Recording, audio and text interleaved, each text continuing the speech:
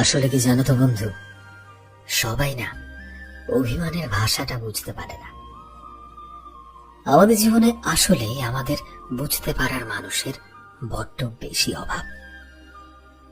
আমাদের হুট করে রেগে যাওয়া, মুড সুইং, মন খারাপ, অভিমান সবাই বুঝতে পারে না। রাগ বা অভিমান তো কিছুটা মুহূর্তের। এই কথাটা বুঝতে পারা মানুষের বড্ড অভাব রয়েছে জীবনে। এই ছোট্ট জীবনটায় তাই তো এত ঝগড়া, এত সমস্যা, শুধুমাত্র অভিমানের কারণ বুঝতে না পারা। আমরা যাদেরকে খুব আপন মনে করি সে মানুষগুলো না কেমন যেন আমাদের থেকে দূরত্ব বাড়াতে থাকে। অভিমান ও রাগ যে একে অপরের থেকে বড্ড বেশি পৃথক একটা বস্তু, এটা বোঝার ক্ষমতা সবার থাকে না।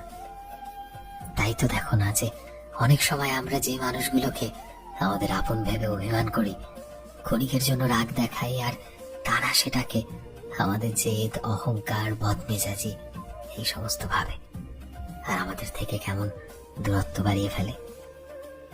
আসলে কি বলতো, অভিমানের ভাষা বুঝতে পারার ক্ষমতা সবার থাকে না।